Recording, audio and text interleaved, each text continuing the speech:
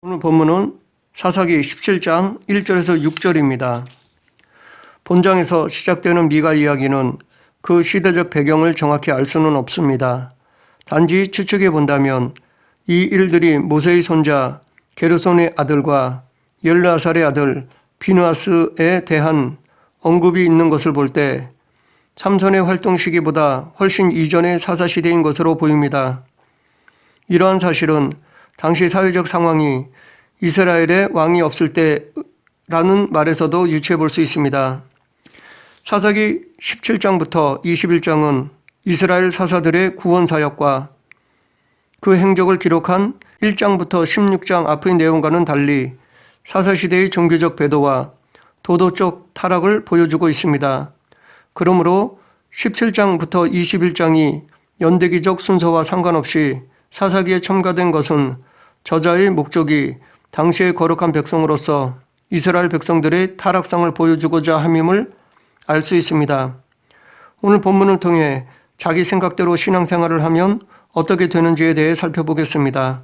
자기 생각대로 신앙생활을 하면 돈을 사랑하게 됩니다. 2절 3절 그의 어머니에게 이르되 어머니께서 은 1,100을 잃어버리셨으므로 저주하시고 내 귀에도 말씀하셨더니 보소서 그 은이 내게 있나이다. 내가 그것을 가져갔나이다 하니 그의 어머니가 이르되 내 아들이 여호와께 복받기를 원하노라 하니라.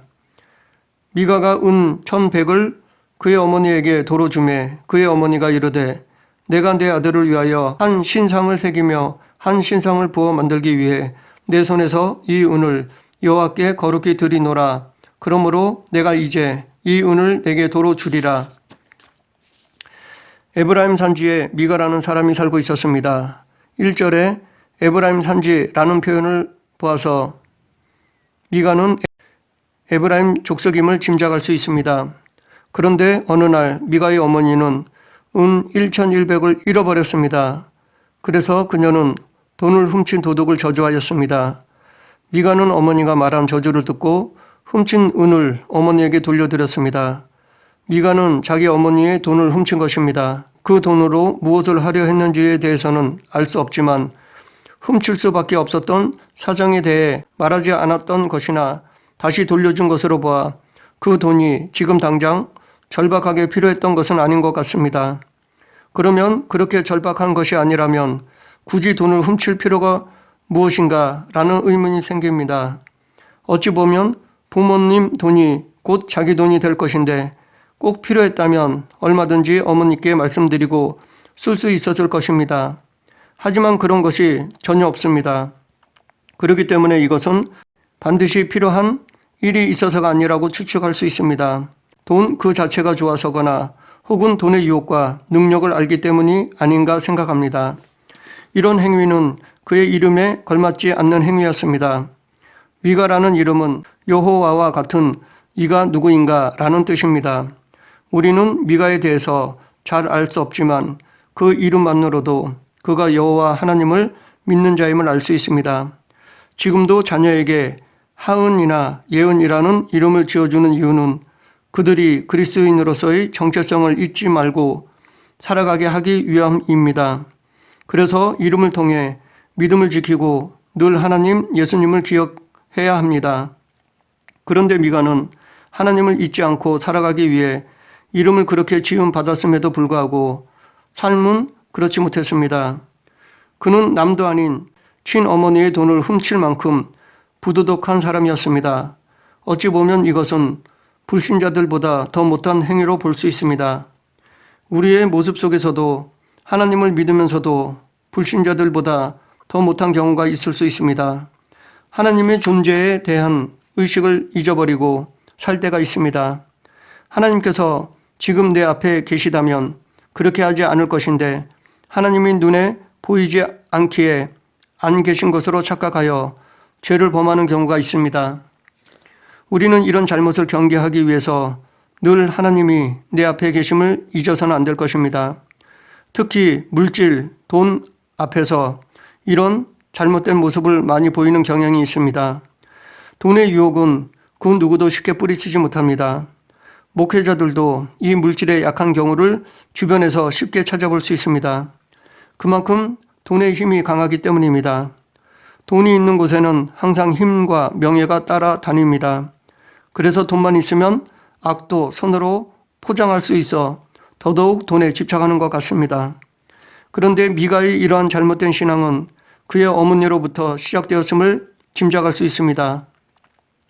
내가 내 아들을 위하여 한 신상을 새기며 한 신상을 부어 만들기 위해 내 손에서 이 은을 여호와께 거룩히 드리노라 라는 말에서 알 수 있습니다. 미가의 어머니는 너무나 자연스럽게 우상을 만들려고 하였습니다. 여호와의 이름을 거론하면서까지 우상을 만들려고 하였습니다. 이것은 하나님께서 모세에게 직접 써주신 십계명을 대놓고 어기는 행위입니다. 하나님께서 가장 가증스럽게 여기는 죄를 범하는 것입니다. 그러면서도 여호와께 거룩히 드리노라 라고 말하고 있습니다.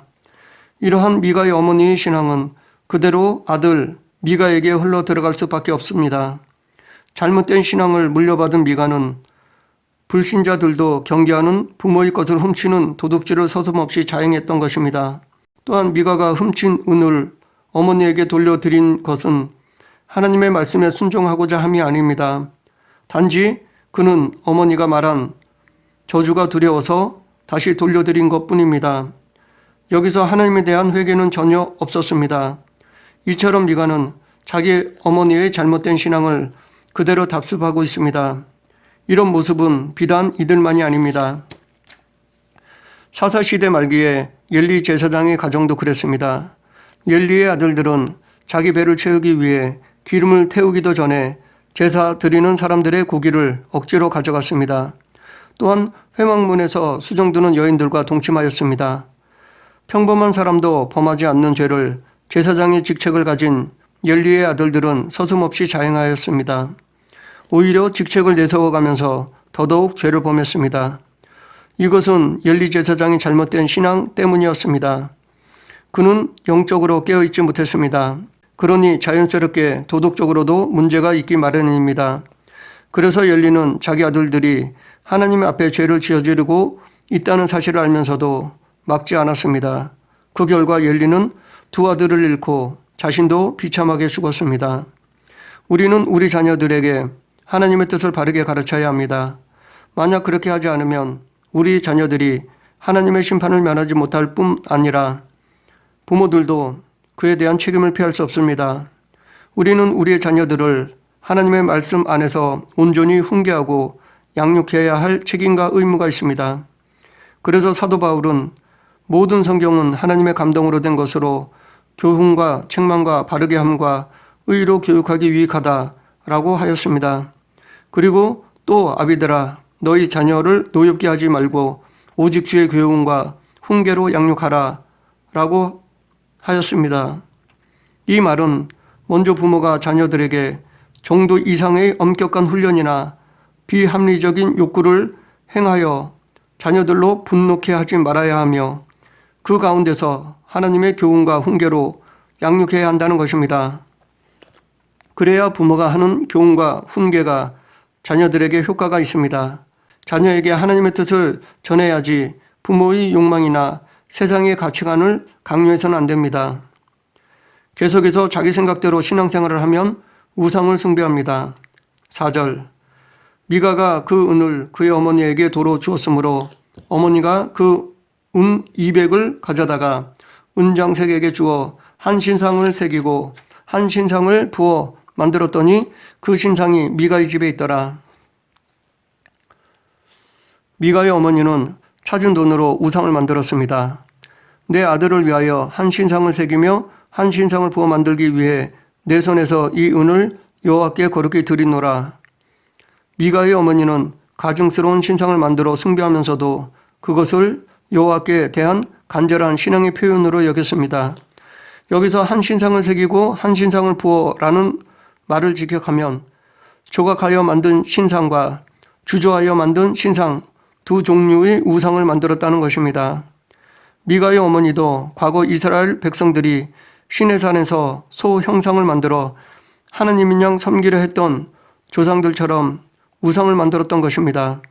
그러나 그 결과 과거 이스라엘 백성들이 시내산에서 어떻게 되었는지 조상들로부터 들었을 것인데도 이 사건을 기억하지 못했습니다. 그만큼 영적으로 예민하지 못하고 하나님에 대해 무지하였습니다. 이런 잘못된 신앙이 아들 미가에게까지 미쳐 미가에게서도 여실히 드러나고 있습니다. 만일 미가가 진정으로 저주를 면하기 원했다면 철저히 회개했어야 했습니다. 그래서 율법에 명시된 대로 하나님께 속건제를 드려야 했습니다. 오히려 미가는 그의 어머니가 만든 우상을 섬김으로 죄책을 면하려 하였습니다. 그만큼 그도 우상과 하나님을 올바로 구별할 줄 몰랐습니다. 이렇게 그들은 영적인 무지에 빠짐으로 인해 자기들이 저지르고 있는 일이 하나님을 기쁘시게 하는 것인지 노엽게 하는 것인지도 알지 못했습니다. 그렇다면 사람이 이처럼 영적인 무지에 빠져 있는 이유는 어디에 있을까요? 그 이유는 하나님의 말씀에 귀를 기울이지 않기 때문입니다. 당시 사람들은 하나님을 피상적으로만 알았지 하나님을 알려고 하지 않았고 영화롭게 하지 않았습니다. 자기 생각대로 하나님을 믿다 보니 엉뚱한 우상을 섬기게 된 것입니다. 그리고 그 우상에게 화를 면하게 해달라고 구한 것입니다.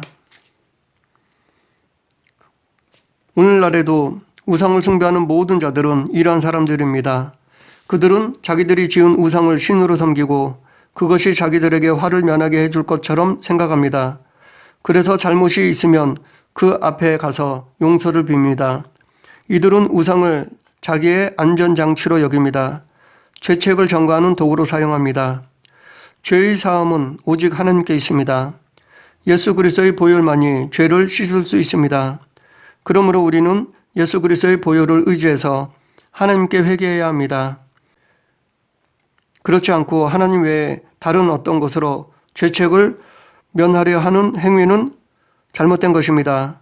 그럼에도 우리는 이런 잘못을 범하는 경우가 있습니다. 어떤 사람은 자기 죄를 하나님께 회개하는 것으로 부족하게 여겨 선행을 통해 죄책을 면해보려 합니다. 선행은 죄를 용서받기 위한 도구가 아니라 우리들이 해야 할 마땅한 것일 뿐입니다.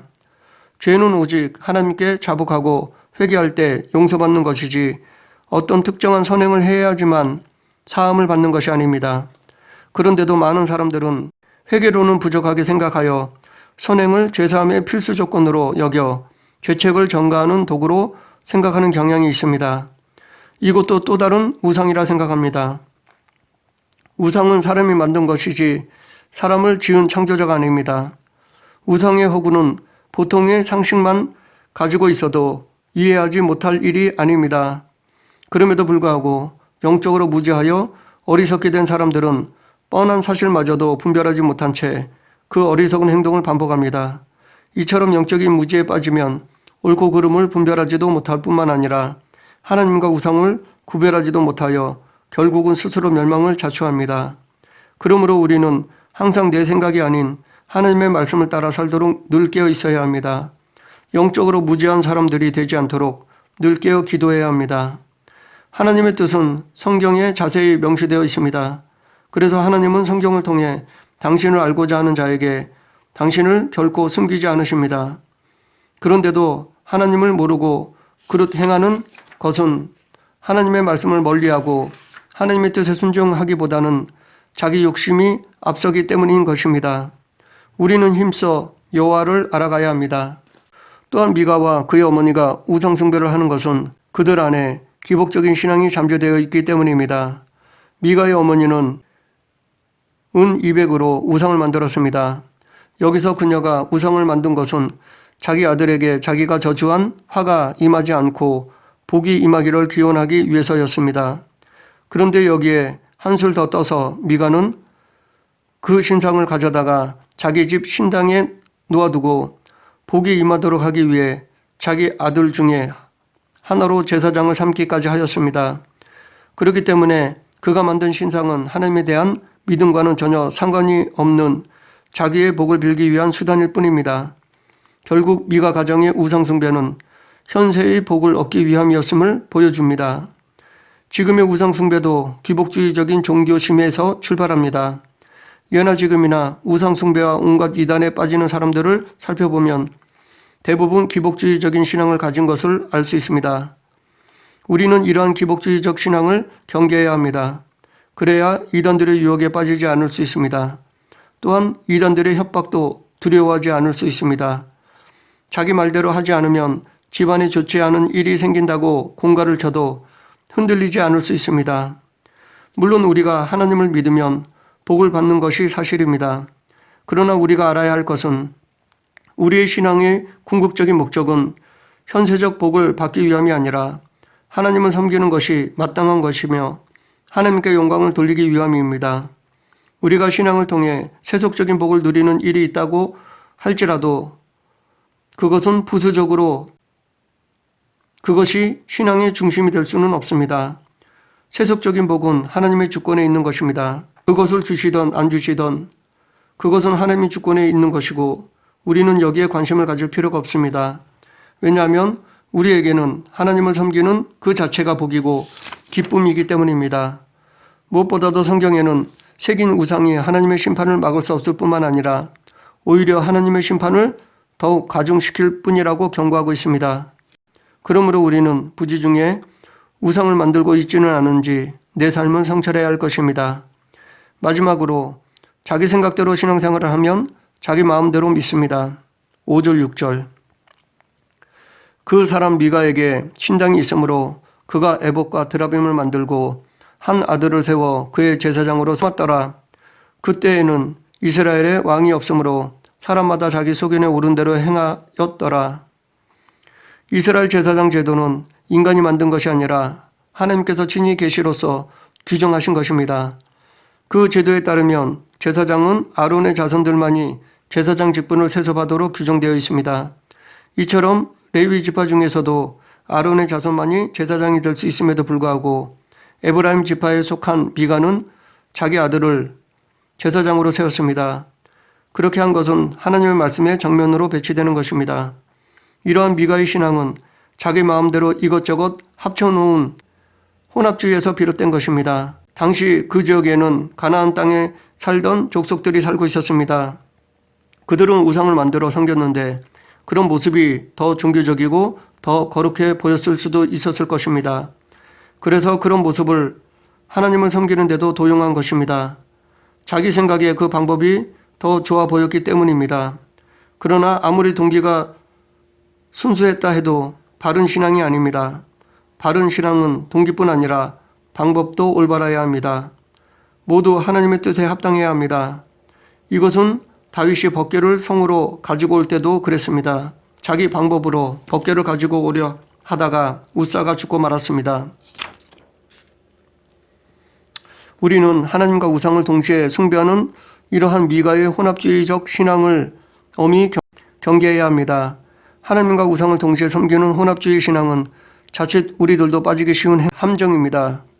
오늘날 성도들 중에 하나님을 부인하고 우상을 섬기는 사람은 없습니다. 그러나 하나님과 우상을 적당히 섞어서 섬기는 일은 얼마든지 있을 수 있습니다. 종교다원주의자는 다 그렇다고 볼 수 있습니다. 종교다원주의는 하나님을 부정하는 것이 아니라 하나님도 신이라고 주장합니다. 그래서 하나님만이 아니라 하나님도 섬기길 원합니다. 그러나 우리는 하나님만 섬겨야 합니다. 하지만 부지 중에 하나님 외의 것을 하나님과 대등한 자리에 놓고 섬길 수 있습니다. 많은 사람들이 하나님과 같은 자리에 그들의 우상을 모셔놓고 있습니다. 그것이 돈일 수도 있고 선, 정신, 신념일 수가 있습니다.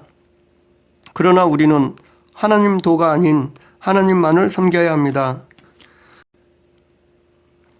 미가가 혼합주의에 빠진 이유 중에 하나가 시대적 흐름 때문이기도 했습니다. 당시 사람들은 자신들의 생각대로 하나님을 믿고 자기 편의대로 살았습니다. 사람마다 자기 소견에 오른 대로 행하였더라. 말해서 우리는 당시 사회적 분위기가 전체적으로 불신앙에 빠졌음을 알 수 있습니다. 모든 사람이 이렇게 자기 생각대로 신앙생활을 하니까 자기 마음대로 하나님의 말씀을 더하고 뺐습니다. 미가와 그의 어머니도 이것저것 좋아 보이는 것은 다 집어넣고 귀찮은 것은 다 빼버렸습니다. 그러나 하나님의 뜻은 사람의 편의에 따라 변하지 않습니다. 물론 세상을 살면서 편의에 따라 적절히 대응하며 사는 것이 반드시 나쁜 것만은 아닙니다. 그러나 하나님의 말씀에 위배되는 것은 철저히 배격해야 합니다. 엄밀하게 말해서 그것은 하나님을 믿는 것이 아닙니다. 최우선적으로 하나님의 뜻을 생각하지 않고 자기의 편리를 먼저 생각한다면 그것은 불신앙입니다. 사울 왕의 경우를 보면 그는 하나님으로부터 아말렉에 속한 모든 것을 진멸하라는 명령을 받았습니다. 그러나 그는 하나님의 말씀을 온전히 따르지 않고 자기 유익과 편의에 따라 행함으로 하나님의 말씀을 어기고 말았습니다. 그 결과 그는 하나님으로부터 책망을 받을 뿐 아니라 마침내 하나님께 버림을 받았습니다. 그러므로 우리는 먼저 자신의 편의를 생각할 것이 아니라 하나님의 뜻이 어떠한가에 대해 더 민감해야 할 것입니다. 그래서 비록 자신에게는 힘이 든다 할지라도 하나님이 기뻐하시는 일이라면 최선을 다해 따르는 성도가 되어야 할 것입니다. 그리고 하나님 말씀에 더하거나 빼서는 안 됩니다. 말씀 그대로 순종해야 합니다. 말씀을 정리하겠습니다. 오늘은 사사기 중에서 영웅적인 이야기가 아니라 타락상을 보여주는 미가 이야기를 살펴보았습니다. 미가와 그의 어머니는 하나님을 온전히 믿지 못했습니다. 이들은 자기 마음대로 신앙생활을 하였습니다. 우리도 그들처럼 자기 마음대로 신앙생활을 하면 돈을 사랑하게 됩니다. 또한 우상을 섬깁니다. 그리고 자기 마음대로 믿습니다. 그로 인해 하나님께 불순종하며 죄를 짓습니다. 그러므로 우리는 미가와 그의 어머니처럼 내 생각대로 신앙생활을 해서는 안 됩니다. 오직 하나님 말씀에 근거해서 신앙생활을 해야 합니다. 온전한 신앙생활을 위해 성경 말씀에 근거하여 기도로 늘 깨어있는 저와 여러분이 되길 간절히 축원합니다. 기도하겠습니다. 사랑과 은혜가 풍성하신 하나님 아버지, 내 마음대로 하나님을 믿는 것이 아니라 내 중심으로 신앙생활을 하는 것이 아니라 오직 하나님 말씀에 근거해서 믿고 신앙생활을 하는 성도가 되게 하여 주시옵소서. 예수님 이름으로 기도드립니다. 아멘.